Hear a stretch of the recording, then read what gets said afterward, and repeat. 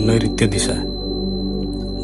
दिशालाई हाम्रा पुर्खाहरू एवं पितृहरूको दिशा पनि मानिन्छ। यस दिशाको स्वामी तथा प्रतिनिधि ग्रह राहु हो। दक्षिण नैऋत्य तथा पश्चिम नैऋत्यको द्वारलाई अत्यन्तै अशुभ मानिन्छ। यहाँ प्रवेशद्वार भएको खण्डमा यसले अपयश, कारावास, दुर्घटना तथा पक्षघातको योगलाई बलियो बनाउँदछ। यहाँको द्वारलाई शत्रुको स्थान पनि मानिन्छ। यसको समाधानको लागि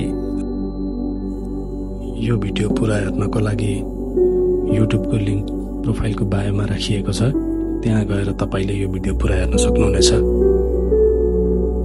हाम्रो पेज, प्रोफाइल तथा युट्युब च्यानल आदिलाई लाइक, फलो, कमेन्ट, सेयर अनि सब्स्क्राइब गरिदिनु होला। यसले हामीलाई आगामी दिनमा वास्तु सम्बन्धी अझ जानकारीमूलक तथा रोचक सामग्री ल्याउन सधैँ प्रेरित गर्ने नै छ।